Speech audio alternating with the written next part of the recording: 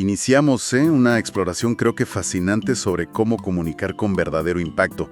Nos vamos a basar en las reflexiones, en los descubrimientos de Pedro Lizcano, después de una formación intensiva que hizo sobre esto de hablar en público.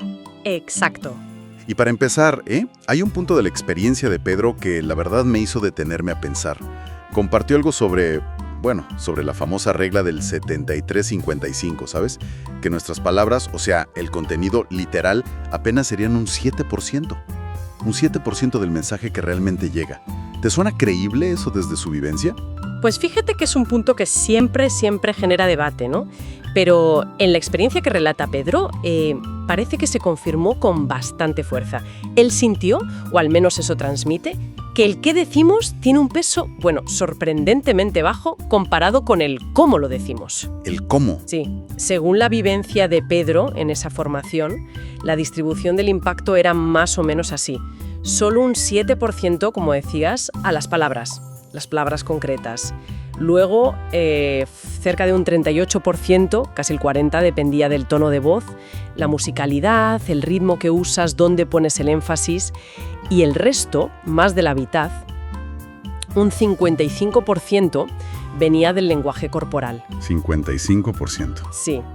Gestos, postura, el contacto visual, los movimientos, todo eso. Es que eso es enorme. O sea, quiere decir que podrías tener el argumento más brillante del mundo, los datos más sólidos, pero si tu cuerpo y tu voz no acompañan, según Pedro, la conexión simplemente no se da. Me pregunto cómo se trabaja algo que parece tan intuitivo, ¿no? Exacto. Esa es la clave.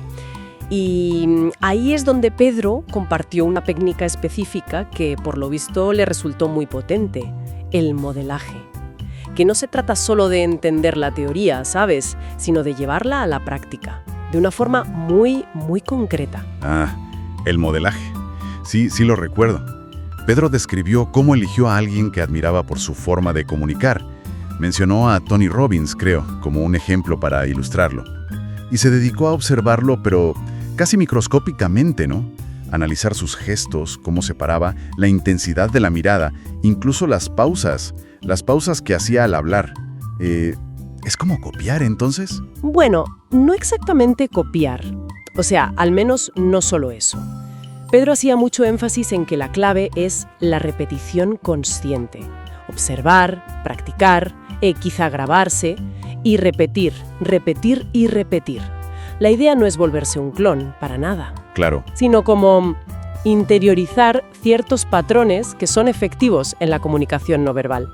Entender por qué funcionan y adaptarlos a uno mismo. Entiendo. Es más bien como aprender a tocar un instrumento, ¿no? No copias exactamente la canción de otro. Aprendes las notas, la técnica, y luego creas tu propia música con eso. Pedro buscaba entonces, incorporar esas notas no verbales a su propio estilo. Precisamente, justo eso. El objetivo final que Pedro identificó era, elevar conscientemente su nivel de influencia y de conexión con la audiencia. Se trata de manejar esas herramientas no verbales que, ya usamos inconscientemente y a menudo mal, para que trabajen a favor del mensaje, para que lo potencien y hagan que realmente llegue. Y parece que funciona, porque Pedro compartió también esa sensación casi de regalo, ¿no? Describía. Cuando después de todo ese esfuerzo alguien se te acerca y te dice, oye, qué bien comunicas. Mencionó que ese reconocimiento es un motor, potentísimo para seguir puliendo esa habilidad. Totalmente. Ese feedback positivo como que cierra el círculo, ¿verdad?, del aprendizaje y refuerza el valor de haberse esforzado. Pero esto me lleva a pensar en algo un poco más amplio, conectando con ese 55% no verbal del que hablaba Pedro. Sí. Si es tan dominante en una presentación que has preparado, ¿qué estaremos comunicando sin querer con nuestro cuerpo, con nuestro tono? Pues en conversaciones cotidianas, en una reunión de trabajo improvisada o incluso en una simple videollamada. Es una pregunta inquietante, la verdad, y muy relevante.